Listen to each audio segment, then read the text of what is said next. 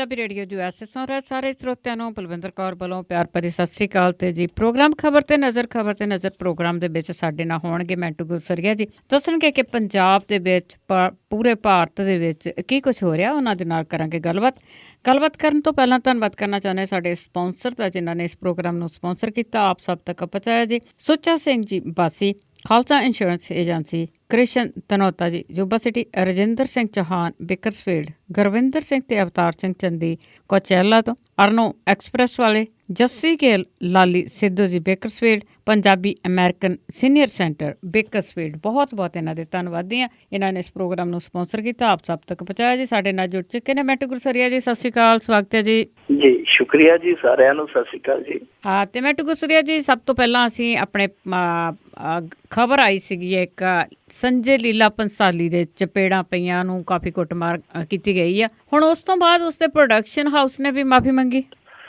ਜੀ ਇਹ ਫਿਲਮ ਇੱਕ ਪਦਮਾਵਤੀ ਫਿਲਮ ਬਣਾ ਰਿਹਾ, ਉਹਦੇ ਵਿੱਚ ਕੋਈ ਸੀਨ ਸੀਗਾ ਜੋ ਅਲਾਦੀਨ ਖਿਲਜੀ ਤੇ ਉਸ ਪਦਮਾਵਤੀ ਹੀਰੋਇਨ ਨੇ ਜਿਹੜੀ ਦਿਖਾਈ ਗਈ ਇਸ ਫਿਲਮ ਦੇ ਵਿੱਚ, ਉਹਦੇ ਸੀਨ ਨੂੰ ਲੈ ਕੇ ਕੋਈ ਇਤਰਾਜ਼ ਸੀ ਕਿਸੇ ਸੰਸਥਾ ਨੂੰ। ਕਰਨੀ ਸੈਨਾ ਨੂੰ ਕਹਿੰਦੇ ਰਾਜਸਥਾਨ ਦੀ ਸੈਨਾ ਆ, ਉਹਨਾਂ ਨੇ ਜਾ ਕੇ ਜੈਪੁਰ ਦੇ ਵਿੱਚ ਇਹਦੇ ਲੱਗੇ ਸੈੱਟ ਦੇ ਵਿੱਚ ਹੰਗਾਮਾ ਕੀਤਾ ਤੇ ਇਹਦੇ ਨਾਲ ਕੁੱਟਮਾਰ ਵੀ ਕੀਤੀ।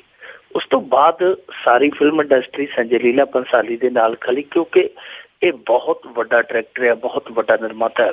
ਇਸ ਤੋਂ ਬਾਅਦ ਇਹ ਹੋਇਆ ਅੱਜ ਕਿ ਅਚਾਨਕ ਇਹਦੀ ਪ੍ਰੋਡਕਸ਼ਨ ਜੋ ਹੈ, ਪ੍ਰੋਡਕਸ਼ਨ ਹਾਊਸ ਹੈ ਜਿਹੜਾ ਇਹਦਾ, ਉਹਦੇ ਵੱਲੋਂ ਇੱਕ ਮਾਫੀਨਾਮਾ ਆ ਗਿਆ ਜੀ ਕਿ ਅਸੀਂ ਮਾਫੀ ਮੰਗਦੇ ਹਾਂ।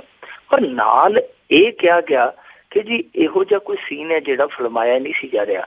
ਦਰਅਸਲ ਕਰਨੀ ਸੈਨਾ ਜਿਨ੍ਹਾਂ ਨੇ ਇਹ ਭੰਨਤੋੜ ਕੀਤੀ, ਉਹਨਾਂ ਦਾ ਕਹਿਣਾ ਸੀਗਾ ਕਿ ਇਹ ਇੱਕ ਸੀਨ ਹੈ ਜਿਹੜਾ ਪਦਮਾਵਤੀ ਤੇ ਅਲਾਦੀਨ ਖਿਲਜੀ ਦੇ ਦਰਮਿਆਨ ਇੱਕ ਫਿਲਮਾ ਰਹੇ ਆ, ਜਿਹੜਾ ਕਿ ਵਾਸਤਵਿਕਤਾ ਦੇ ਵਿੱਚ ਕਦੇ ਵਾਪਰਿਆ ਨਹੀਂ, ਕਿਉਂਕਿ ਇਹਨਾਂ ਦੋਨਾਂ ਨੇ ਕਦੇ ਆਪਸ ਵਿੱਚ ਇੱਕ ਦੂਜੇ ਨੂੰ ਵੇਖਿਆ ਨਹੀਂ ਸੀ।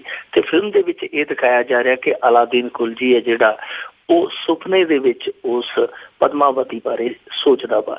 ਇਸ ਚੀਜ਼ ਨੂੰ ਲੈ ਕੇ ਹੰਗਾਮਾ ਹੋਇਆ ਸੀ। ਪਰ ਅੱਜ ਜਿਹੜਾ ਮਾਫੀਨਾਮਾ ਆਇਆ ਉਹਦੇ 'ਚ ਇਹ ਕਿਹਾ ਗਿਆ ਜੀ ਕਿ ਇਹੋ ਜਿਹੀ ਤੇ ਕੋਈ ਗੱਲ ਹੀ ਹੈ ਨਹੀਂ ਸੀ, ਇਹੋ ਜਿਹਾ ਤੇ ਸੀਨ ਹੈ ਹੀ ਨਹੀਂ ਸੀ।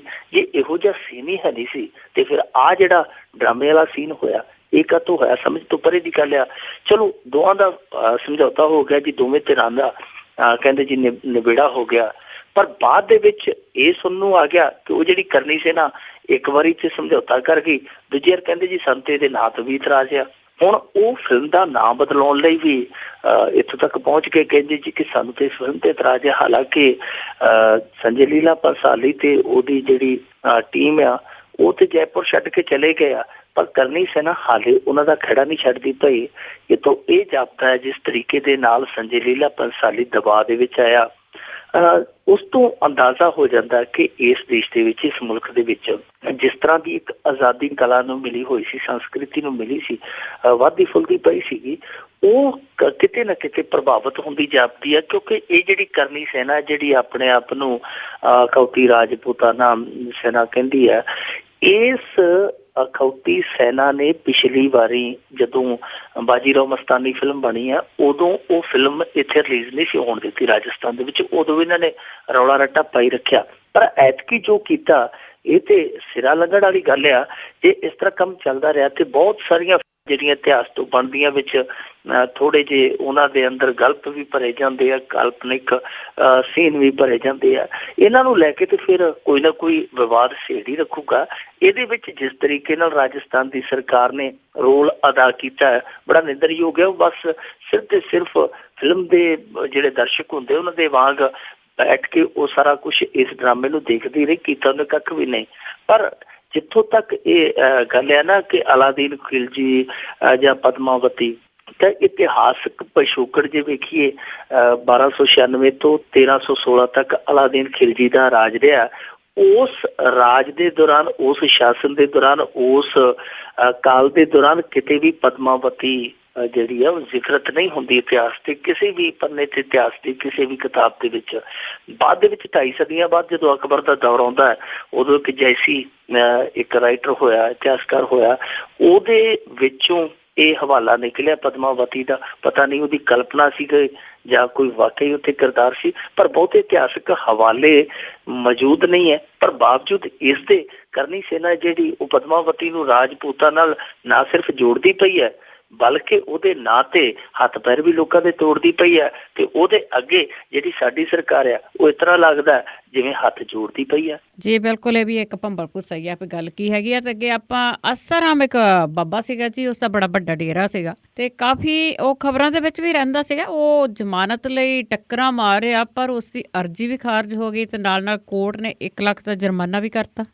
ਆਸਾਰਾਮ ਨਿਰਾਸਾਰਾਮ ਬਣਦਾ ਜਾਂਦਾ ਹੈ, ਕਿਉਂਕਿ ਉਹਦੇ ਲਈ ਹੁਣ ਸਾਰੇ ਦਰਵਾਜ਼ੇ ਆ ਜਿਹੜੇ ਹੌਲੀ ਹੌਲੀ ਟੁੱਟਦੇ ਜਾਂਦੇ, ਬੰਦ ਹੁੰਦੇ ਜਾਂਦੇ। ਕੋਈ ਉਹਦੇ ਕੋਲ ਹੁਣ ਰਾਹਤ ਵਾਲੀ ਬਾਰੀ ਰਹਿ ਨਹੀਂ ਗਈ ਜਿਹਦੇ ਚੋਂ ਟੱਪ ਕੇ ਉਹ ਖੁੱਲੀ ਹਵਾ ਦੇ ਵਿੱਚ ਚਲਾ ਜਾਵੇ। ਦਰਅਸਲ ਇਹਨੇ ਜ਼ਮਾਨਤ ਦੀ ਅਰਜ਼ੀ ਲਾਈ ਸੀ ਸੁਪਰੀਮ ਕੋਰਟ ਦੇ ਵਿੱਚ। ਸੁਪਰੀਮ ਕੋਰਟ ਨੇ ਉਸ ਅਰਜ਼ੀ ਨੂੰ ਇਸ ਆਧਾਰ ਤੇ ਖਾਰਜ ਕੀਤਾ ਕਿ ਜਿਹੜੀ ਇਹਦੇ ਨਾਲ ਡਾਕਟਰੀ ਰਿਪੋਰਟ ਲਾਈ ਆ ਆਸਾਰਾਮ ਨੇ ਉਹ ਫਰਜ਼ੀ ਹੈ। ਉਹਨਾਂ ਨੇ ਕਿਹਾ ਅਸੀਂ ਤੇਰੀ MRI ਕਰਾਉਂਦੇ ਆ ਤੈਨੂੰ ਚੈੱਕਅਪ ਕਰਾਉਣੇ ਤੇਰਾ, ਇਹ ਉੱਥੋਂ ਭੱਜ ਕਹਿੰਦੇ ਜੀ ਮੈਂ ਨਹੀਂ ਕਰਾਉਣੀ। ਉਹਨਾਂ ਨੂੰ ਸ਼ੱਕ ਹੋਇਆ ਫਿਰ ਜਦੋਂ ਤਫਸੀਲ ਦੇ ਨਾਲ ਉਹ ਸਾਰੇ ਸੰਗਠੇ ਗਏ ਡਾਕੂਮੈਂਟਸ, ਉਹਦੇ ਵਿੱਚ ਡਾਕਟਰੀ ਜਿਹੜੀ ਇਹਦੀ ਸੀਗੀ ਉਹਦੀ ਰਿਪੋਰਟ ਬਿਲਕੁਲ ਫਰਜ਼ੀ ਸੀ। ਆਪ ਇਹਨਾਂ ਨੇ ਮਨਘੜਤ ਬਣਾਈ ਸੀ।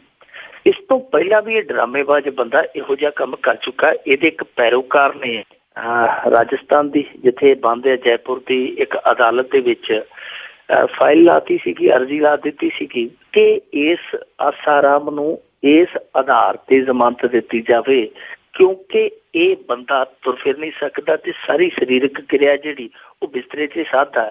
ਔਰ ਜਿਹਨੇ ਜ਼ਮਾਨਤ ਦੀ ਸਿਫਾਰਿਸ਼ ਕੀਤੀ ਸੀ, ਜੋ ਕਾਗਜ਼ ਲੱਗਾ ਸੀ, ਉਹ ਜੇਲ੍ਹ ਦੇ ਸੁਪਰੀਡੈਂਟ ਵੱਲੋਂ ਲੱਗਾ ਸੀ। ਜਦੋਂ ਅਦਾਲਤ ਨੂੰ ਪਤਾ ਲੱਗਾ ਸਾਰੇ ਭੇਤ ਭੁੱਲ ਗਏ।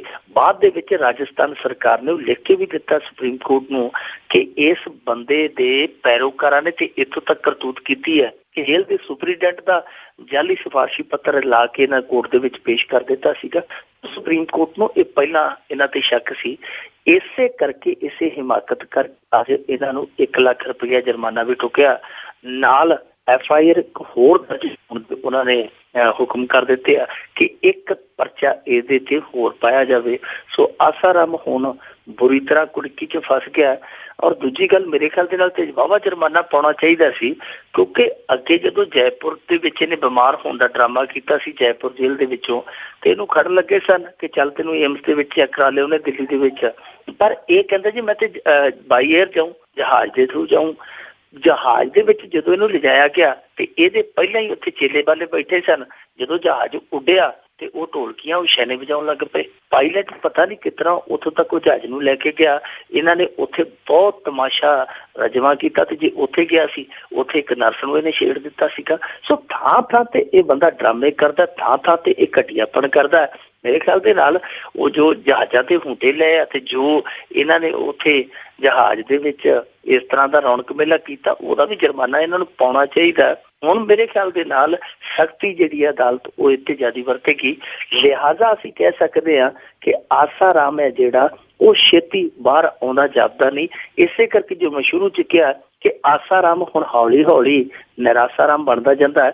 ਨਾ ਇਹ ਵੀ ਸਾਨੂੰ ਨੋਟ ਕਰ ਲੈਣਾ ਪਏਗਾ ਕਿ ਜਿੱਥੇ ਕਿਤੇ ਚੱਲੇ ਗੱਲ ਨਿਰਾਸਾਰਾਮ ਦੀ, ਸਮਝ ਜਾਣਾ ਚਾਹੀਦਾ ਕਿ ਗੱਲ ਚੱਲਦੀ ਪਈ ਆਸਾਰਾਮ ਦੀ। ਬਿਲਕੁਲ ਜੀ, ਬੜੇ ਜਗਾੜੀ ਹੁੰਦੇ ਇਹ ਜਿਹੇ ਬਾਬੇ। ਤਾਂ ਕਿ ਆਪਾਂ ਗੱਲ ਕਰਦੇ ਹਾਂ ਜੀ, ਆਮ ਆਦਮੀ ਪਾਰਟੀ ਦੇ ਬੜੇ ਨਿਸ਼ਾਨੇ ਲੱਗ ਰਹੇ ਆ। ਨਰਿੰਦਰ ਮੋਦੀ ਤੋਂ ਬਾਅਦ ਅਮਿਤ ਸ਼ਾਹ ਤੇ ਅਮਿਤ ਸ਼ਾਹ ਤੋਂ ਬਾਅਦ ਕੈਪਟਨ ਨੇ ਵੀ ਨਿਸ਼ਾਨੇ ਕੱਸੇ। ਇਹ ਇਸ ਤਰ੍ਹਾਂ ਲੱਗਦਾ ਜਿਸ ਤਰ੍ਹਾਂ ਇਹ ਸਾਰੇ ਜਣੇ ਇਸ ਪਾਰਟੀ ਤੋਂ ਬਹੁਤ ਦੁਖੀ ਹੋ ਗਏ ਆ। ਇੱਕੋ ਜਿਹੇ ਸੋਰਿਆ, ਇੱਕੋ ਜਿਹੇ ਬੋਲਿਆ, ਬਸ ਤੇ ਬਸ ਜ਼ੁਬਾਨ ਬਦਲਦੀ ਹੈ, ਚਿਹਰੇ ਬਦਲਦੇ ਆ।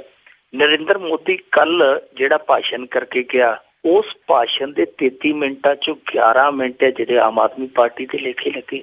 ਨਰਿੰਦਰ ਮੋਦੀ ਦਾ ਪ੍ਰਧਾਨ ਮੰਤਰੀ ਦਾ ਔਰ ਏਡੇ ਕਦਾਵਰ ਨੇਤਾ ਦਾ 33 ਮਿੰਟ ਦਾ ਭਾਸ਼ਣ 11 ਮਿੰਟ ਤੇ ਇਹ 11 ਮਿੰਟ ਇੱਕ ਪਾਰਟੀ ਤੇ ਫੋਕਸ ਹੋਵੇ। ਮੇਰੇ ਖਿਆਲ ਦੇ ਨਾਲ ਫਿਰ ਸਮਝਣਾ ਚਾਹੀਦਾ ਹੈ ਕਿ ਇਹਦੀ ਅੱਖ 'ਚ ਇਹ ਪਾਰਟੀ ਹੈ ਜਿਹੜੀ ਵਾਲ ਵਾਂਗੂ ਰੜਕਦੀ ਹੈ। ਅੱਜ ਅਮਿਤ ਸ਼ਾਹ ਆਇਆ, ਅਮਿਤ ਸ਼ਾਹ ਨੇ ਵੀ ਉਹੀ ਭਾਸ਼ਣ ਜਿਹੜਾ ਬੋਲਿਆ ਹੂਬਹੂ ਜਿਹੜਾ ਕੱਲ ਨਰਿੰਦਰ ਮੋਦੀ ਬੋਲ ਗਿਆ ਸੀ। ਇਹ ਅੰਮ੍ਰਿਤਸਰ ਦੇ ਵਿੱਚ ਆਇਆ ਸੀ ਰੈਲੀ ਕਰਨ। ਰੈਲੀ ਦੇ ਵਿੱਚ ਇਹਨੇ ਉਹੀ ਗੱਲ ਕਹੀ ਜੋ ਨਰਿੰਦਰ ਮੋਦੀ ਨੇ ਪੁਆ ਕੇ ਕਹੀ ਸੀਗੀ, ਘੁਮਾ ਪੁਆ ਕੇ ਕਹੀ ਹੈ। ਇਹਨੇ ਵੀ ਅਮਿਤ ਸ਼ਾਹ ਨੇ ਕਿਹਾ ਕਿ ਅਰਵਿੰਦ ਕੇਜਰੀਵਾਲ ਹੈ ਜਿਹੜਾ, ਹਾਲਾਂਕਿ ਉਹਨੇ ਨਾਂ ਨਹੀਂ ਲਿਆ, ਕਹਿੰਦਾ ਇਹ ਦਿੱਲੀ ਦੇ ਨਾਲ ਨਾਲ ਹੁਣ ਪੰਜਾਬ ਤੇ ਗੋਆ ਦਾ ਮੁੱਖ ਮੰਤਰੀ ਬਣਨਾ ਚਾਹੁੰਦਾ ਹੈ। ਨਾਲ ਉਹਨੇ ਕਿਹਾ ਕਿ ਰਾਸ਼ਟਰ ਵਿਰੋਧੀ ਲੋਕਾਂ ਦਾ ਸਾਥ ਦੇ ਕੇ ਇਹ ਪੰਜਾਬ ਦੀ ਸੱਤਾ ਹਾਸਲ ਕਰਨੀ ਚਾਹੁੰਦਾ। ਰਾਸ਼ਟਰ ਵਿਰੋਧੀ ਉਹਨੇ ਬਹੁਤ ਸਾਰੇ ਲੋਕਾਂ ਨੂੰ ਕਹਿ ਦਿੱਤਾ ਇੱਥੇ ਕਿ ਰਾਸ਼ਟਰਵਾਦੀ ਲੋਕਾਂ ਦਾ ਸਾਥ ਦੇ ਕੇ ਇਹ ਪੰਜਾਬ ਦਾ ਮੁੱਖ ਮੰਤਰੀ ਬਣਨਾ ਚਾਹੁੰਦਾ ਹੈ। ਇਹ ਪੰਜਾਬ ਲਈ ਠੀਕ ਨਹੀਂ। ਉਹਨੇ ਇੱਥੋਂ ਤੱਕ ਵੀ ਕਹਿ ਦਿੱਤਾ ਕਿ ਦਿੱਲੀ ਦੀ ਜਨਤਾ ਨੇ ਅਰਵਿੰਦ ਕੇਜਰੀਵਾਲ ਨੂੰ ਚੁਣਿਆ ਹੈ ਤੇ ਉਹ ਦਿੱਲੀ ਛੱਡ ਕੇ ਇੱਧਰ ਉੱਧਰ ਭੱਜਾ ਫਿਰਦਾ, ਇਹਨੂੰ ਉੱਥੇ ਵਾਪਸ ਭੇਜਣ ਦੀ ਜ਼ਰੂਰਤ ਹੈ। ਹਾਲਾਂਕਿ ਨਾਂ ਨਹੀਂ ਲਿਆ, ਸਿੱਧੇ ਤੌਰ ਤੇ ਉਹਨੇ ਕਿਹਾ, ਪਰ ਇਹ ਸਪਸ਼ਟ ਹੈ ਕਿ ਉਹ ਜੋ ਕਹਿ ਰਿਹਾ ਸੀਗਾ ਉਹ ਅਰਵਿੰਦ ਕੇਜਰੀਵਾਲ ਨੂੰ ਸੰਬੋਧਿਤ ਹੈ। ਇਹਦੇ ਚ ਕੋਈ ਲੁਕਿਆ ਨੇ ਕੋਈ ਛਿਪਿਆ ਤੱਥ ਨਹੀਂ ਹੈ। ਦੂਜੇ ਪਾਸੇ ਕੈਪਟਨ ਨੇ ਵੀ ਅੱਜ ਇਹੋ ਜਿਹੀ ਸੁਰ ਅਲਾਪੇ ਆ। ਉਹਨੇ ਤੇ ਇੱਥੋਂ ਤੱਕ ਕਹਿ ਦਿੱਤਾ ਕਿ ਆਮ ਆਦਮੀ ਪਾਰਟੀ ਵਰਗੀਆਂ ਜਿਹੜੀਆਂ ਸੰਪਰਦਾਇਕ ਤੇ ਫਾਸੀਵਾਦੀ ਤਾਕਤਾਂ, ਇਹਨਾਂ ਨੂੰ ਵੋਟ ਦੇਣ ਤੋਂ ਬਚਣਾ ਚਾਹੀਦਾ। ਇੱਥੋਂ ਤੱਕ ਉਹਨੇ ਆਖਿਆ ਕਿ ਜੇ ਇਹਨਾਂ ਨੂੰ ਵੋਟ ਪਾਈ ਤੁਸੀਂ ਸੱਤਾ 'ਚ ਲੈ ਆਂਦਾ, ਕਿਉਂਕਿ ਹਰਿਆਣਵੀ ਹੈ ਆਮ ਆਦਮੀ ਪਾਰਟੀ ਦਾ ਕਨਵੀਨਰ ਅਰਵਿੰਦ ਕੇਜਰੀਵਾਲ, ਇਹ ਪਾਣੀ ਪੰਜਾਬ ਦਾ ਰੋੜ ਕੇ ਲੈ ਜਾਏਗਾ। ਨਾਲ ਉਹਨੇ ਆਖਿਆ ਕਿ ਇਹਦੀਆਂ ਜੜ੍ਹਾਂ ਜਿਹੜੀਆਂ ਉਹ ਹਰਿਆਣੇ 'ਚ, ਤੇ ਇਹਦੀ ਸੋਚ ਹੈ ਜਿਹੜੀ ਉਹ ਹਿਟਲਰ ਵਰਗੀ ਹੈ। ਸੋ ਇੱਥੋਂ ਤੱਕ ਪਹੁੰਚ ਜਾਣਾ ਕਪਤਾਨ ਦਾ, ਜਿਹੜੀ ਭਾਰਤੀ ਜਨਤਾ ਪਾਰਟੀ ਉਹਨਾਂ ਦੇ ਕਪਤਾਨ ਉਪ ਕਪਤਾਨ ਦਾ, ਉਹ ਦੱਸਦਾ ਹੈ ਕਿ ਕਿਤੇ ਨਾ ਕਿਤੇ ਤਰੀਕੇ ਪਏ ਆ। ਜਿਸ ਤਰੀਕੇ ਦੇ ਨਾਲ ਆਮ ਆਦਮੀ ਪਾਰਟੀ ਨੇ ਚੁਣੌਤੀ ਪੇਸ਼ ਕੀਤੀ ਹੈ ਪੰਜਾਬ ਦੇ ਵਿੱਚ ਇਹਨਾਂ ਰਵਾਇਤੀ ਸਿਆਸੀ ਸੰਗਠਨਾਂ ਨੂੰ, ਔਰ ਖਾਸ ਤੌਰ ਤੇ ਅਕਾਲੀ ਦਲ ਭਾਜਪਾ ਅਲਾਇੰਸ ਨੂੰ, ਜਿਹੜੀ ਕਿ ਮੋਦੀ ਰੱਥ ਤੇ ਸਵਾਰ ਆ, ਉਹਨਾਂ ਨੂੰ ਇਹੋ ਜਿਹੀ ਚੁਣੌਤੀ ਪੇਸ਼ ਕੀਤੀ ਹੈ ਕਿ ਹੁਣ ਇਹ ਡਰਦੇ ਪਏ ਆ ਕਿ ਸਾਡੇ ਕਿਤੇ ਭਾਂਡੇ ਮੂਹਦੇ ਨਾ ਮਾਰ ਦੇਵੇ। ਇਸ ਕਰਕੇ ਹੁਣ ਪੰਜਾਬ ਦੇ ਲੋਕਾਂ ਦਾ ਜਿਹੜਾ ਇੱਕ ਰੁਝਾਨ ਹੈ, ਉਲਾਰ ਹੈ ਇਸ ਪਾਰਟੀ ਪ੍ਰਤੀ, ਉਸ ਨੂੰ ਰੋਕਣ ਲਈ ਹੁਣ ਇੱਕ ਦਬਕਾ ਦਿੱਤਾ ਜਾ ਰਿਹਾ, ਡਰਾਇਆ ਜਾ ਰਿਹਾ, ਇੱਕ ਡਰ ਪੈਦਾ ਕੀਤਾ ਜਾ ਰਿਹਾ ਕਿ ਜੇਕਰ ਇਹ ਲੋਕ ਸੱਤਾ ਦੇ ਵਿੱਚ ਆ ਗਏ ਤੇ ਹੋ ਸਕਦਾ ਪੰਜਾਬ ਦੇ ਵਿੱਚ ਹਾਲਾਤ ਹੈ ਜਿਹੜੇ ਸੁਖਾਵੇਂ ਹਾਲਾਤ ਆ ਉਹ ਇੱਕ ਵਾਰ ਫਿਰ ਗੜਬੜੀ ਵਾਲੇ ਹੋ ਜਾਣ। ਇਹ ਡਰਾਵਾ ਹੁਣ ਕਿੰਨਾ ਕੁ ਕੰਮ ਕਰਦਾ, ਜਾਂ ਉਹ ਜਿਹੜਾ ਉਲਾਰ ਆ ਉਹ ਬਦਸਤੂਰ ਇਹਨਾਂ ਵੱਲ ਜਾਰੀ ਰਹਿੰਦਾ, ਇਹ ਤੇ ਸਮਾਂ ਦੱਸੇਗਾ। ਪਰ ਕੁੱਲ ਮਿਲਾ ਕੇ ਅੱਜ ਕਿਹਾ ਜਾ ਸਕਦਾ ਹੈ ਕਿ ਆਮ ਆਦਮੀ ਪਾਰਟੀ ਪੂਰੀ ਚੜ੍ਹਤ ਦੇ ਵਿੱਚ ਆ, ਤੇ ਉਸੇ ਚੜ੍ਹਤ ਦੇ ਇਹ ਪਸੀਨੇ ਆ ਜਿਹੜੇ ਇਹਨਾਂ ਦੇ ਮੱਥੇ ਤੇ ਆਪ ਵੇਖੇ ਜਾ ਸਕਦੇ ਆ।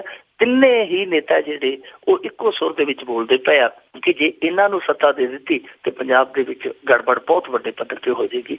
ਸੋ ਇਹ ਸਮਝ ਲੈਣਾ ਚਾਹੀਦਾ ਕਿ ਇਸ ਸਮੇਂ ਆਮ ਆਦਮੀ ਪਾਰਟੀ ਹੈ ਜਿਹੜੀ ਉਹ ਇਹਨਾਂ ਲਈ ਬਹੁਤ ਵੱਡੀ ਰੁਕਾਵਟ ਆ, ਸੱਤਾ ਤੇ ਇਹ ਜਿਹੜੇ ਰਵਾਇਤੀ ਸਿਆਸੀ ਦਲ ਇਹਨਾਂ ਦੋਨਾਂ ਦੇ ਦਰਮਿਆਨ। ਹਾਂ ਬਿਲਕੁਲ ਜੀ, ਆਪ ਡਰਿਆ ਹੋਇਆ ਬੰਦਾ ਜ਼ਰੂਰ ਦੂਸਰੇ ਨੂੰ ਡਰਾਉਂਦਾ ਆ। ਤੇ ਅੱਗੇ ਆਪਾਂ ਹਰਿਆਣੇ ਦੀ ਗੱਲ ਕਰਦੇ ਹਾਂ, ਜੋ ਪਹਿਲਾਂ ਵੀ ਜਾਟ ਅੰਦੋਲਨ ਹੋਇਆ ਸੀਗਾ, ਉਹ ਸੁਣ ਕੇ ਲੂ ਕੰਢੇ ਖੜੇ ਹੋ ਜਾਂਦੇ ਆ, ਤੇ ਅੰਦੋਲਨ ਉਹਨਾਂ ਦਾ ਜਾਟਾਂ ਦਾ ਫਿਰ ਸ਼ੁਰੂ ਹੈ।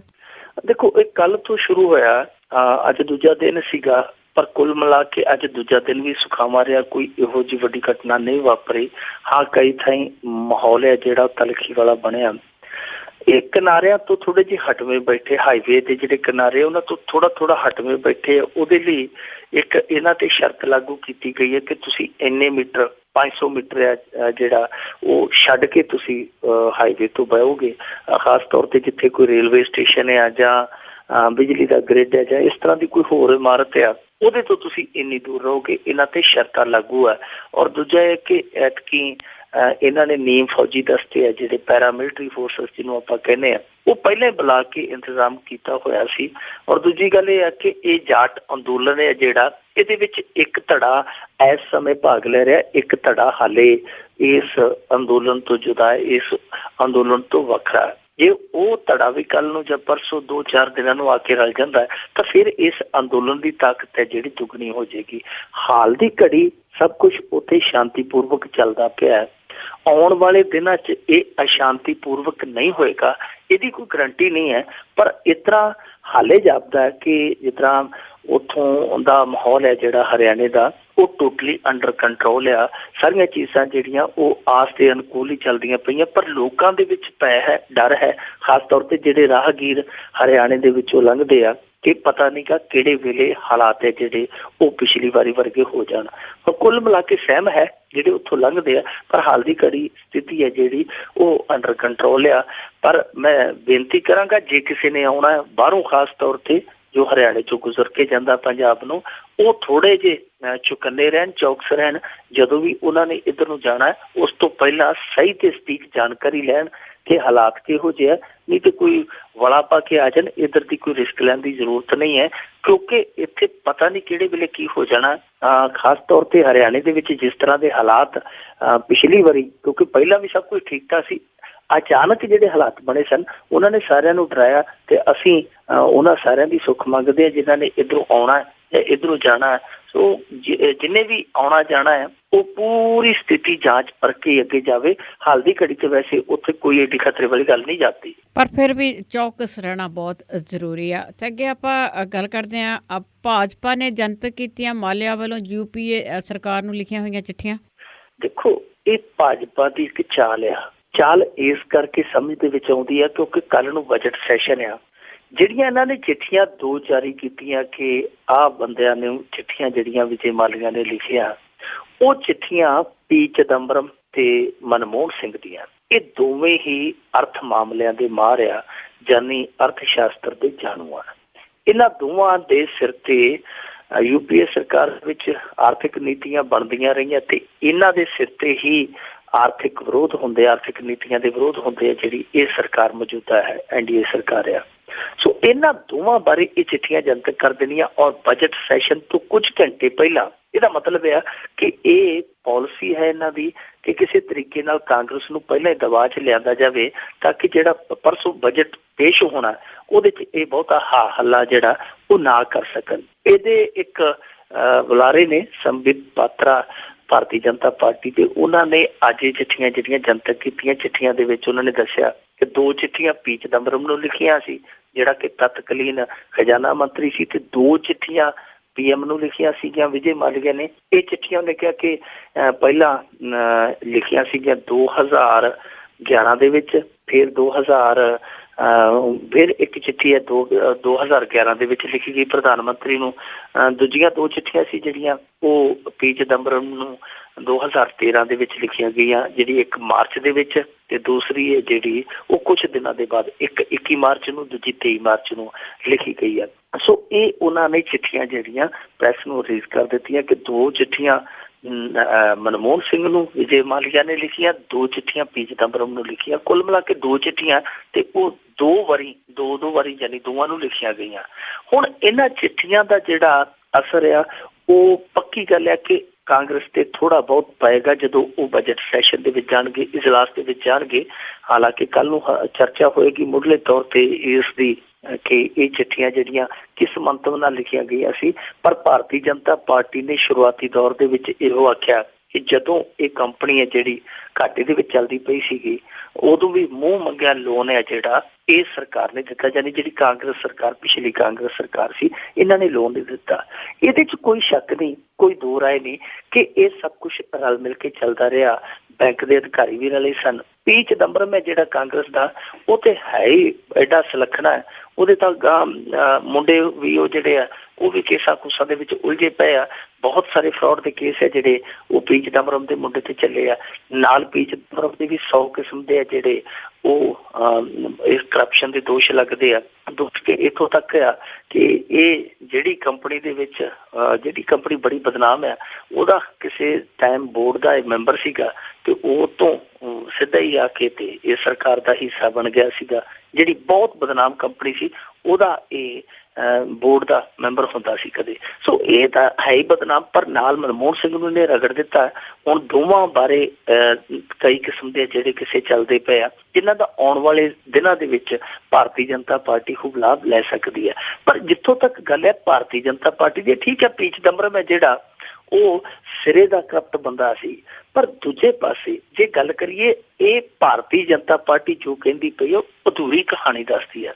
ਦਰਅਸਲ ਠੀਕ ਆ ਤੇ ਇਹਨਾਂ ਦੇ ਰਾਜ ਦੇ ਵਿੱਚ, ਇਹਨਾਂ ਦੇ ਸ਼ਾਸਨ ਕਾਲ ਦੇ ਵਿੱਚ ਵਿਜੇ ਮਾਲਿਆ ਨੇ ਬਹੁਤ ਸਾਰੀਆਂ ਮੌਜਾਂ ਲੁੱਟੀਆਂ, ਪਰ ਭਾਰਤੀ ਜਨਤਾ ਪਾਰਟੀ ਇਹ ਕਿਉਂ ਨਹੀਂ ਦੱਸਦੀ ਕਿ ਉੱਤਰਾਖੰਡ ਦੇ ਵਿੱਚ ਜਿਹੜੀ ਕਿ ਉਸ ਸਮੇਂ ਭਾਰਤੀ ਜਨਤਾ ਪਾਰਟੀ ਦੀ ਸਰਕਾਰ ਸੀ, ਉੱਤਰਾਖੰਡ ਦੇ ਵਿੱਚ ਇਹਦਾ ਇੱਕ ਬੰਗਲਾ ਸੀ, ਬੰਗਲੇ ਦਾ 50 ਕਰੋੜ ਰੁਪਈਆ ਟੈਕਸ ਕਿਹਨੇ ਮਾਫ ਕੀਤਾ ਤੇ ਕਿਉਂ ਕੀਤਾ, ਉਹ ਨਹੀਂ ਭਾਰਤੀ ਜਨਤਾ ਪਾਰਟੀ ਦੱਸਦੀ।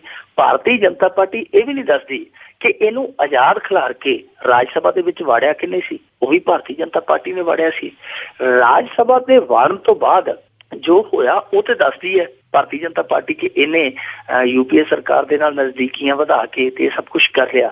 ਗਾਂ ਇਹ ਨਹੀਂ ਦੱਸਦੀ ਕਿ ਜਦੋਂ ਇਹ ਸੱਤਾ ਦੇ ਵਿੱਚ ਆਏ, ਵਿਜੇ ਮਾਲੀਆ ਤੇ ਕਾਰਵਾਈ ਸ਼ੁਰੂ ਹੋਈ ਤੇ 2015 ਦੀ ਅਕਤੂਬਰ ਮਹੀਨੇ ਦੇ ਵਿੱਚ ਇਹਨਾਂ ਨੇ ਜਿਹੜੀ ਕਾਰਵਾਈ ਸ਼ੁਰੂ ਕੀਤੀ, ਉਹਦੇ ਚ CBI ਨੇ ਜਿਹੜਾ ਸਰਕੂਲਰ ਜਾਰੀ ਕੀਤਾ, ਲੁੱਕਆਊਟ ਨੋਟਿਸ ਕਹਿੰਦੇ ਜਿਹਨੂੰ, ਲੁੱਕਆਊਟ ਨੋਟਿਸ, ਉਹਦੇ ਵਿੱਚ ਪਹਿਲਾਂ ਕਿਹਾ ਗਿਆ ਕਿ ਜੀ ਜੇ ਕਿਸੇ ਵੀ ਇਹ ਹਵਾਈ ਅੱਡੇ ਤੇ ਜਾਂ ਕਿਸੇ ਵੀ ਹਵਾਈ ਅਥਾਰਟੀ ਨੂੰ ਇਹ ਜਾਪਦਾ ਹੈ ਕਿ ਇਹ ਬਾਹਰ ਨਿਕਲ ਸਕਦਾ ਤਾਂ ਇਹਨੂੰ ਤੁਰੰਤ ਗ੍ਰਿਫਤਾਰ ਕਰ ਲਿਆ ਜਾਵੇ। 1 ਮਹੀਨੇ ਬਾਅਦ, ਠੀਕ ਉਸੇ ਸਾਲ 1 ਮਹੀਨੇ ਬਾਅਦ ਨਵਾਂ ਸਰਕੂਲਰ ਜਾਰੀ ਕਰ ਦਿੱਤਾ ਗਿਆ ਕਿ ਨਹੀਂ ਜੀ ਇਹਨੂੰ ਫੜਨਾ ਨਹੀਂ, ਬਸ ਇਹਦੀ ਨਿਗਾਹ ਰੱਖਣੀ ਆ। ਸੋ ਇਹ ਨਹੀਂ ਦੱਸਦੀ ਭਾਰਤੀ ਜਨਤਾ ਪਾਰਟੀ ਕਿ ਉਹ ਕਿਹਦੇ ਕਹਿਣ ਤੇ CBI ਨੇ ਜਿਹੜਾ ਉਹ ਸਰਕੂਲਰ ਬਦਲਿਆ ਸੀਗਾ। ਬਹੁਤ ਸਾਰੀਆਂ ਚੀਜ਼ਾਂ ਜਿਹੜੀਆਂ ਉਹ ਸਿਆਸਤ ਆਪਣੇ ਫਾਇਦੇ ਲਈ ਲੁਕਾ ਲੈਂਦੀ ਹੈ, ਪਰ ਕੁੱਲ ਮਿਲਾ ਕੇ ਵਿਜੇ ਮਾਲੀਆ ਵਾਲਾ ਜਿਹੜਾ ਮਾਮਲਾ ਹੈ ਇਹਨੂੰ ਅਸੀਂ ਇੱਥੇ ਰੱਖ ਸਕਦੇ ਹਾਂ ਕਿ ਇਸ ਹਮਾਮ ਦੇ ਵਿੱਚ ਸਾਰੇ ਨੰਗੇ ਆ, ਜਾਂ ਅਸੀਂ ਕਹਿ ਸਕਦੇ ਹਾਂ ਕਿ ਇਹ ਦੋਵੇਂ ਆ ਜਿਹੜੇ ਇੱਕੋ ਥਾਂ ਤੇ ਖੜੇ ਆ ਤੇ ਅਸੀਂ ਆਖ ਸਕਦੇ ਹਾਂ ਕਿ ਇਹਨਾਂ ਨੂੰ ਦੋਵਾਂ ਨੂੰ ਅਸੀਂ ਉਸੇ ਤਰਾਜੂ 'ਚ ਤੋਲ ਕੇ ਇੱਥੇ ਗੱਲ ਮੁਕਾ ਦਈਏ ਕਿ ਅੱਖਾਂ, ਉਹ ਜਿਵੇਂ ਕਹਿੰਦੇ ਹੁੰਦੇ ਨਾ ਕਿ ਮੂੰਹ ਖਾਂਦਾ ਤੇ ਅੱਖਾਂ ਸ਼ਰਮਾਉਂਦੀਆਂ ਨੇ, ਉਹੀ ਗੱਲ ਆ ਕਿ ਇੱਥੇ ਮੂੰਹ ਖਾਂਦਾ ਰਿਹਾ ਤੇ ਅੱਖਾਂ ਸ਼ਰਮਾਉਂਦੀਆਂ ਰਹੀਆਂ। ਹੁਣ ਅੱਖਾਂ ਤੇ ਕਿਸੇ ਵੇਲੇ ਉਹਦੀਆਂ ਸ਼ਰਮਾਉਂਦੀਆਂ, ਕਿਸੇ ਵੇਲੇ ਉਹਦੀਆਂ ਸ਼ਰਮਾਉਂਦੀਆਂ। ਜੀ ਬਿਲਕੁਲ। ਤੇ ਅੱਗੇ ਆਪਾਂ ਗੱਲ ਕਰਦੇ ਹਾਂ ਕਿ ਮੋਦੀ ਤੇ ਅਮਿਤ ਸ਼ਾਹ ਤੇ ਕੈਪਟਨ ਨੇ ਵੀ ਨਿਸ਼ਾਨੇ ਕੱਸੇ ਆਮ ਆਦਮੀ ਪਾਰਟੀ ਤੇ, ਪਰ ਉਸ ਤੋਂ ਬਾਅਦ ਸੁਖਬੀਰ ਨੇ ਕੇਜਰੀਵਾਲ ਤੇ ਅੱਤਵਾਦੀ ਦੇ ਘਰ ਠਹਿਰਨ ਦੇ ਦੋਸ਼ ਲਾਏ।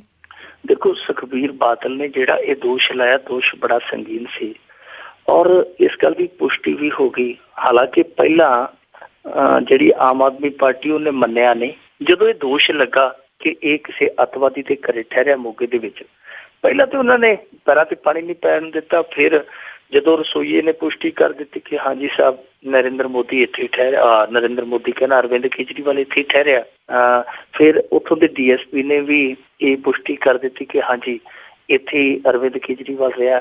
ਸੋ ਉਸ ਤੋਂ ਬਾਅਦ ਫਿਰ ਇਹਨਾਂ ਨੇ ਆਪਣੇ ਪੱਧਰ ਤੇ ਸਫਾਈ ਵੀ ਦਿੱਤੀ ਹੈ।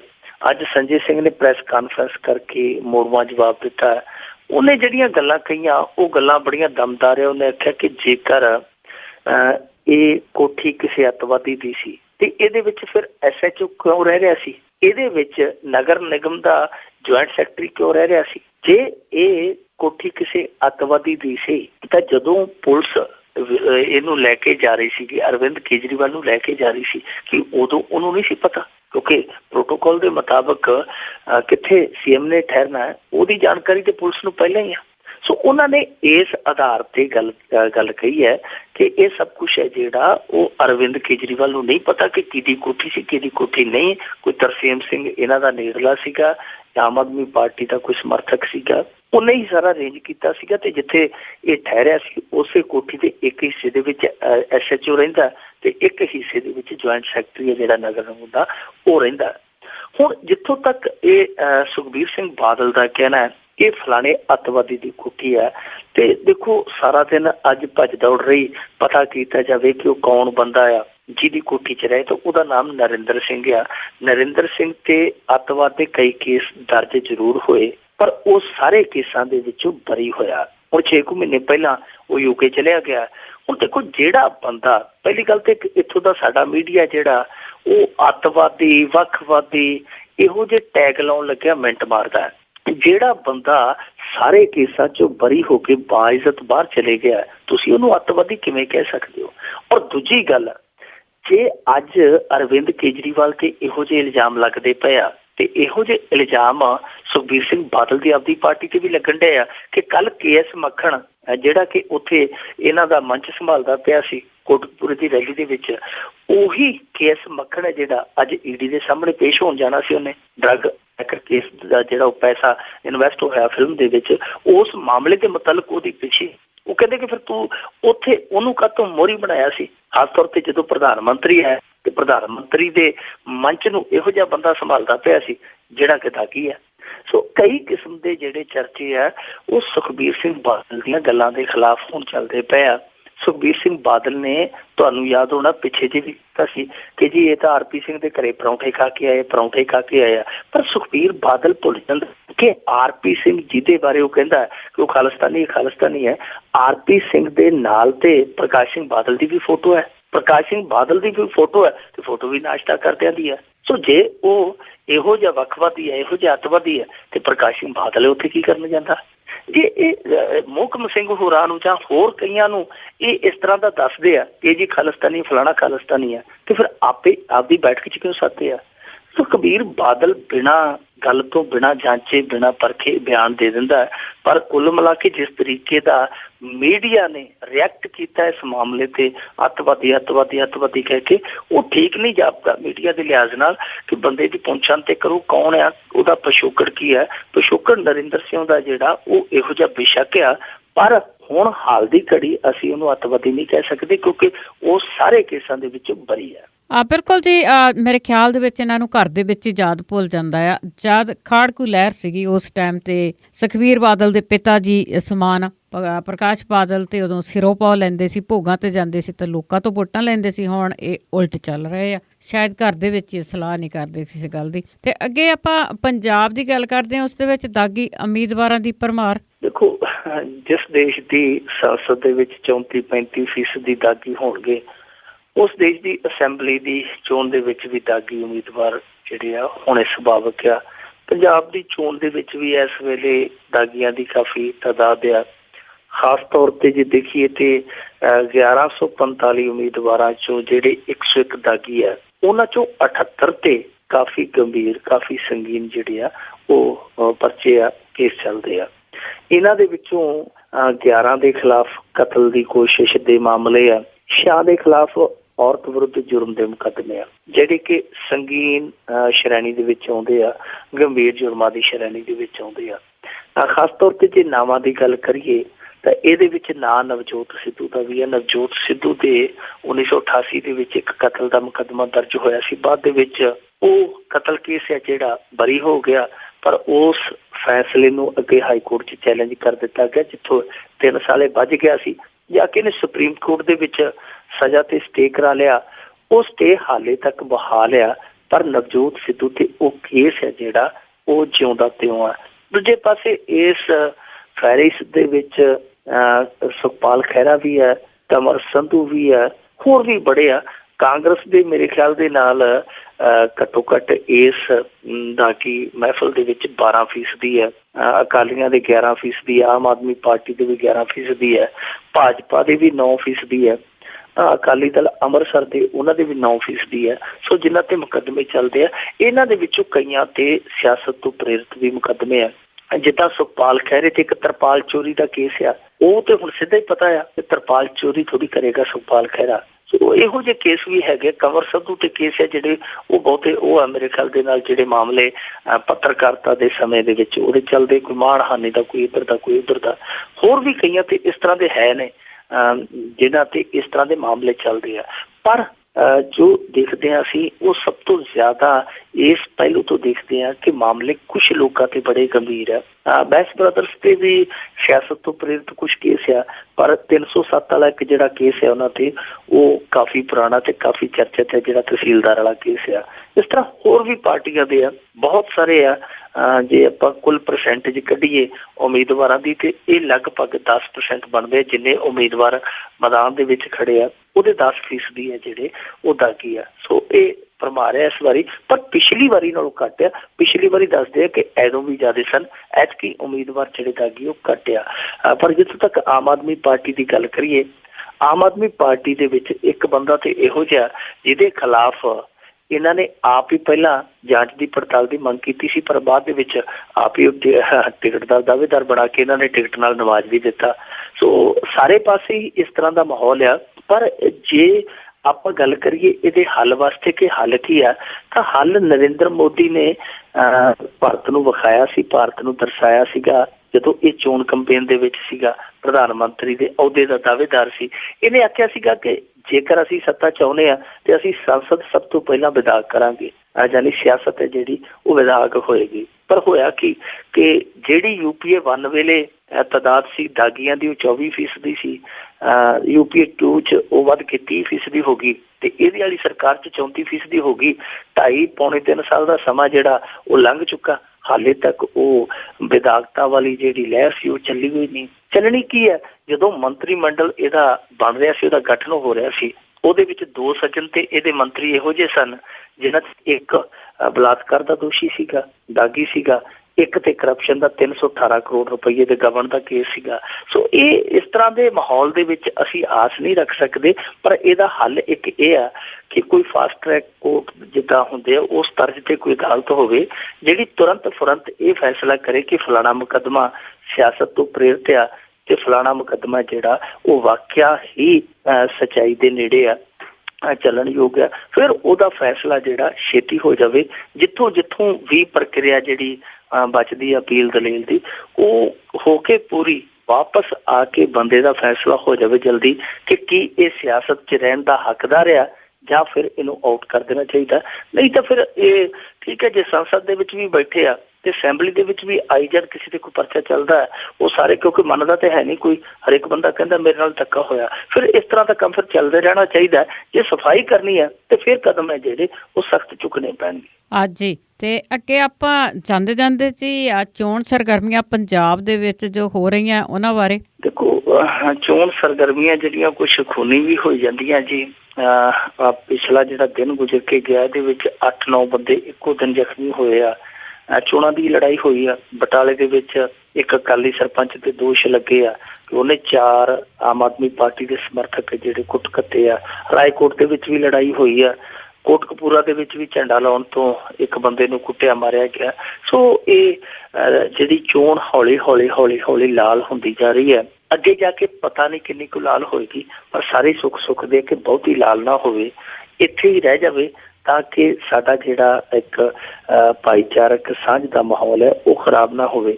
ਦੂਜੇ ਪਾਸੇ ਜੇ ਗੱਲ ਕਰੀਏ ਕਾਂਗਰਸ ਦੇ ਬਾਗੀਆਂ ਦੀ, ਤੇ ਇਹਨਾਂ ਨੇ ਅੱਜ ਇੱਕ ਹੋਰ ਬਾਗੀ ਝਟਕਾ ਦਿੱਤਾ, ਬਲਬੀਰ ਸਿੰਘ ਸਿੱਧੂ, ਜਿਹਨੂੰ ਆਪ ਹੀ ਕੈਪਟਨ ਲੈ ਕੇ ਆਇਆ ਸੀ। ਹੁਣ ਉਹਨੂੰ ਆਪ ਹੀ ਇਹਨੂੰ ਪਾਰਟੀ ਚੋਂ ਕੱਢਣਾ ਪਿਆ ਕਿਉਂਕਿ ਉਹ ਬੈਠਾ ਨਹੀਂ ਇਹਦੇ ਆਖੇ, ਆਖਰ ਉਹਨੂੰ ਪਾਰਟੀ ਦੇ ਵਿੱਚੋਂ ਕੱਢ ਦਿੱਤਾ ਗਿਆ। ਉਧਰ ਦੂਜੇ ਪਾਸੇ ਹੀਰਾ ਸਿੰਘ ਗਾਬੜੀਆ ਦੇ ਦਫ਼ਤਰ ਦੇ ਮੂਹਰੇ ਲੱਗੇ ਹੋਰਡਿੰਗਸ ਪਾੜਨ ਦੇ ਦੋਸ਼ ਵਿੱਚ ਬੈਂਸ ਬ੍ਰਦਰਸ ਦੇ ਕੁਝ ਸਮਰਥਕਾਂ ਤੇ ਕੇਸ ਦਰਜ ਹੋਇਆ। ਇਹ ਮਾਮਲਾ ਰਾਤ ਦਾ ਵਾਪਰਿਆ ਸੀਗਾ। ਉਹ ਵੀਡੀਓ ਵੀ ਸ਼ਾਇਦ ਸਾਰਿਆਂ ਨੇ ਵੇਖੀ ਹੋਣੀ ਹੈ। ਵੀਡੀਓ ਸਰਕੂਲੇਟ ਹੋਈ ਸੀਗੀ ਬਹੁਤ ਵੱਡੇ ਪੱਧਰ ਤੇ ਸੋਸ਼ਲ ਮੀਡੀਆ ਤੇ। ਕੁਛ ਲੋਕ ਗੱਡੀਆਂ ਭਰ ਕੇ ਆਉਂਦੇ ਆ, ਦਫ਼ਤਰ ਅੱਗੇ ਭੰਨ ਤੋੜ ਕਰਦੇ ਆ, ਉਹਦੇ ਹੋਰਡਿੰਗਸ ਜਿਹੜੇ ਆ ਲਾ ਕੇ ਸੁੱਟ ਦਿੱਤੇ ਜਾਂਦੇ ਆ। ਉਸ ਦੋਸ਼ ਦੇ ਵਿੱਚ ਕੁਛ ਬੰਦਿਆਂ ਤੇ ਮਾਮਲਾ ਜਿਹੜਾ ਦਰਜ ਕਰ ਲਿਆ ਗਿਆ। ਉਧਰ ਲੁਧਿਆਣਾ ਦੇ ਵਿੱਚ ਹੀ ਅੱਜ ਇੱਕ ਬ੍ਰੈਡ ਬਣਾਉਣ ਵਾਲੀ ਕੰਪਨੀ ਦੇ ਇੱਕ ਕਰਮਚਾਰੀ ਪਾਸੋਂ 74 ਲੱਖ ਰੁਪਈਆ ਬਰਾਮਦ ਹੋਇਆ। ਇਹ ਪੈਸਾ ਜਿਹੜਾ ਉਹ ਬ੍ਰੈਡਾਂ ਦੇ ਵਿੱਚ ਪਾ ਕੇ ਗੱਡੀ 'ਚ ਹੀ ਲਿਜਾਇਆ ਜਾ ਰਿਹਾ ਸੀ। ਪੁਲਿਸ ਨੇ ਚੈਕਿੰਗ ਦੌਰਾਨ ਇਹ 74 ਲੱਖ ਰੁਪਈਆ ਜਿਹੜਾ ਬਰਾਮਦ ਕੀਤਾ। ਗੱਡੀ ਦਾ ਜਿਹੜਾ ਕਰਮਚਾਰੀ ਸੀਗਾ ਉਹ ਇਹ ਨਹੀਂ ਦੱਸ ਸਕਿਆ ਕਿ ਇਹ ਪੈਸਾ ਕਿੱਥੋਂ ਆਇਆ, ਕਿੱਥੇ ਲਿਜਾ ਰਹੇ ਸੀ। ਕੋਈ ਉਹਦੇ ਕੋਲ ਸਪਸ਼ਟ ਉੱਤਰ ਨਹੀਂ ਸੀਗਾ। ਲੋਕ ਹੈਰਾਨ ਹੈ ਇਸ ਗੱਲ ਤੋਂ ਕਿ ਇਹਨਾਂ ਪੈਸਾ ਜਿਹੜਾ ਫੜਿਆ ਜਾਂਦਾ ਬਾਅਦ ਦੇ ਵਿੱਚ ਉਹ ਪੈਸੇ ਦਾ ਕਿਸ ਤਰ੍ਹਾਂ ਕਲੇਮ ਹੁੰਦਾ, ਕਿਸ ਤਰ੍ਹਾਂ ਸਫਾਈ ਲਈ ਜਾਂਦੀ, ਕੀ ਬਣਦਾ, ਕੀ ਗਾਂਹ ਤੋਂ ਗਾਂਹ ਕੋਈ ਗੱਲ ਤੁਰਦੀ ਹੈ, ਉਹਦੇ ਬਾਰੇ ਕੁਛ ਵੀ ਪਤਾ ਨਹੀਂ ਲੱਗਦਾ। ਇੰਨਾ ਜ਼ਰੂਰ ਪਤਾ ਲੱਗਦਾ ਕਿ ਫਲਾਣੀ ਥਾਂ ਤੋਂ ਪੈਸਾ ਫੜਿਆ ਗਿਆ, ਫਲਾਣੀ ਗੱਡੀ ਚੋਂ ਪੈਸਾ ਫੜਿਆ ਗਿਆ, ਕਿ ਇੱਕ ਕੇਬਲ ਨੈਟਵਰਕ ਦੀ ਗੱਡੀ ਚੋਂ 14-15 ਲੱਖ ਰੁਪਈਆ ਫੜਿਆ ਗਿਆ ਸੀਗਾ। ਉਸ ਤਰ੍ਹਾਂ ਪੈਸੇ ਫੜਨ ਵਾਲੀ ਜਿਹੜੀ ਗੱਲ ਆ ਉਹ ਇੱਥੇ ਜਲਾਲਾਬਾਦ ਦੇ ਵਿੱਚ ਵੀ ਜਿਹੜੀ ਗੱਲ ਨਿਕਲ ਕੇ ਆਈ ਆ। ਅਰਨੀ ਵਾਲਾ ਇੱਥੇ ਕਸਬਾ ਇੱਕ ਛੋਟਾ ਜਿਹਾ, ਉਹ ਉੱਥੋਂ ਦੀ ਪੁਲਿਸ ਨੇ 4 ਵਿਅਕਤੀਆਂ ਨੂੰ ਗ੍ਰਿਫਤਾਰ ਕੀਤਾ, ਜਿਨ੍ਹਾਂ ਨੂੰ ਕੱਲ ਰਾਤ ਗ੍ਰਿਫਤਾਰ ਕੀਤਾ। ਦੋਸ਼ ਉਹਨਾਂ ਤੇ ਇਹ ਹੈ ਕਿ ਇਹ ਸਾਰੇ ਬਠਿੰਡੇ ਦੇ ਰਹਿਣ ਵਾਲੇ ਆ ਤੇ ਇਹ ਅਕਾਲੀ ਦਲ ਨੇ ਭੇਜੇ ਸਨ। ਇੱਥੇ ਇਹ ਵੋਟਰਾਂ ਨੂੰ ਭਰਮਾਰੇ ਸਨ, ਕਥਿਤ ਤੌਰ ਤੇ ਪੈਸੇ ਦਾ ਲੈਣ ਦੇਣ ਕਰਦੇ ਸੀਗੇ। ਹੁਣ ਉਹਨਾਂ ਨੂੰ ਵੀ ਫੜਿਆ। ਕੁੱਲ ਮਿਲਾ ਕੇ ਸਾਰੇ ਪਾਸੇ ਇੱਥੇ ਮਾਰੋ ਮਾਰ ਹੋਣ ਡਈ ਆ, ਜਿੱਧਰੋਂ ਕਿਸੇ ਦਾ ਦਾ ਲੱਗਦਾ। ਦੂਜੇ ਪਾਸਿਓਂ ਅੱਜ ਫੇਰ ਇਹ ਖਬਰ ਆ ਗਈ ਕਿ ਕੁਛ ਵੋਟਰਾਂ ਨੂੰ ਭਰਮਾਉਣ ਲਈ ਕੂਪਨ ਸਿਸਟਮ ਇਹਨਾਂ ਨੇ ਸ਼ੁਰੂ ਕਰ ਦਿੱਤਾ। ਜਿਸ ਤਰ੍ਹਾਂ ਕਿ ਮੈਂ ਅੱਗੇ ਤੁਹਾਨੂੰ ਦੱਸਿਆ ਸੀ ਕਿ ਜਿਹੜਾ ਵੀ ਕੋਈ ਦੱਸਦਾ ਮੇਰੇ ਕੋਲ 4 ਵੋਟਾਂ 5 ਵੋਟਾਂ, ਉਸ ਹਿਸਾਬ ਦੇ ਨਾਲ ਉਹਨੂੰ ਕੂਪਨ ਦੇ ਦਿੰਦੇ ਆ ਕਿ ਆਹ ਕੂਪਨ ਹੈ। ਉਹ ਕੋਡ ਵਰਡ ਦੇ ਵਿੱਚ ਉਹਦੇ ਤੇ ਲਿਖ ਦਿੰਦੇ ਕਿ ਬ੍ਰਾਂਡ ਦੀ ਦਾਰੂ ਹੈ ਜਿਹੜੀ ਇੰਨੀ ਮਾਤਰਾ 'ਚ ਇਹਨੂੰ ਦੇ ਦਿਓ। ਸੋ ਉਹ ਵੀ ਮਸਲਾ ਜਿਹੜਾ ਸਾਹਮਣੇ ਆ ਰਿਹਾ। ਕੁੱਲ ਮਿਲਾ ਕੇ ਕਹਿ ਸਕਦੇ ਹਾਂ ਕਿ ਇਸ ਸਮੇਂ ਚੋਣ ਅਖਾੜਾ ਭਖਿਆ ਪਿਆ, ਪਰ ਉਸ ਅਖਾੜੇ ਦੇ ਵਿੱਚ ਜੇਤੂ ਬਣਨ ਲਈ ਜੋ ਜੋੜ ਤੋੜ ਹੋ ਰਹੇ ਆ ਉਹ ਚੰਗੇ ਨਹੀਂ। ਜੀ ਬਹੁਤ ਮਾੜੀਆਂ ਗੱਲਾਂ ਹੋ ਰਹੀਆਂ। ਬਹੁਤ ਮੈਂਟੂ ਗੁਰਸਰੀਆ ਜੀ, ਤੁਹਾਡਾ ਧੰਨਵਾਦ ਜੀ, ਸ਼ੁਕਰੀਆ। ਤੇ ਜੀ ਸਰੋਤੇ, ਇਸੇ ਦੇ ਨਾਲ ਇਹ ਪ੍ਰੋਗਰਾਮ ਇੱਥੇ ਸਮਾਪਤ ਹੈ ਤੇ ਅਗਲੇ ਬੁਲਟਨ ਤੱਕ ਬਲਵਿੰਦਰ ਕੌਰ ਵੱਲੋਂ ਵੀ ਆਪ ਸਭ ਨੂੰ ਹੀ ਪਿਆਰ ਭਰੀ ਸਤਿ ਸ੍ਰੀ ਅਕਾਲ।